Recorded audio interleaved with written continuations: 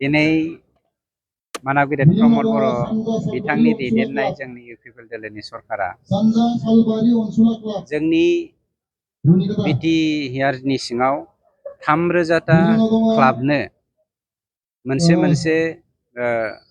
मा होनो ब्लकनि सिङाव 63 क्लाब गोग्लैनाय दिनै जोङो मा होनो स्पर्ट्स मेटेरियल्स रानदों आरो बे स्पर्ट्स मेटेरियल राननायनि गेजेरजों सोलोंथाइ बिफानखौ दिनै बिथाङा जेरै खोब स्ट्रंलि आखाइ होदों आरो सोलोंथाइखौ मुलुगनि जौगानाय हारिफोरनि गेजेराव जोंबो चेलेन्जिंलि मावनो हानाय बायदि बिथाङा मावगासिनो दङ।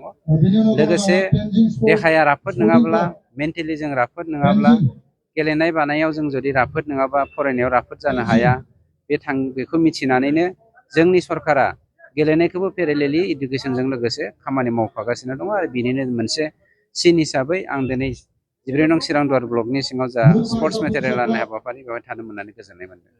दानि सरकारा गोबां नाजानायनि गेजेरजों गोबां स्पर्ट्सखौ गोजौ लेभेलसिम लाबोदों। आगोलनि सरकारा जुदि नाजाबोनाय मोनबा बेसे जानो हागौ बै समाव बिथांमोना बांद्राय गुरुत्थ' होनो हायाखै। जेखियानो जाया गोदो जालांबाय दिनै जोंनि थांखिखौ जों मावनो आवगायबोदों। स्पर्ट्सल' नङा इडुकेसनल' नङा जोङो हेल्थ सेक्टर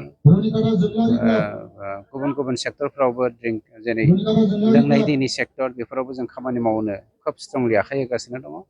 बोसोरब्रैनि गेजेराव जोङो दा सोलिबाय थानाय बोसोरब्रैनि गेजेराव जा मावनांगौ जों बेखौ मावगासिनो दं आरो रायजो राजाफोरनि आशीर्बाद अबंलावरिनि आशीर्बाद मोनोबा जोंनि जा मिजिं बे मिजिंखौ साक्सेसफुल खालामनो हागोन बेखौ जों फोथायनाय दं। गोबां दैदेनगिरि बिथांमोना नोंथांमोननि अपोजिसन पार्टि बिथांमोना इउपिपिएल दोलोखौ स्पर्ट्स बायदि मिथिं खुंनानै बुंनो नागिरबाय बेखौ जे बिथांमोना साननो हाबाय स्पर्ट्सआव बिथांमोना इनभल्भ जानानै समखौ बारहोदों होननानै बेखौ गोजोननाय मोनदों। खिन्थु जोंना मोनसे केरेक्टार जोंनाव गैया, जौ लोंनानै जों समखौ बारहोआ।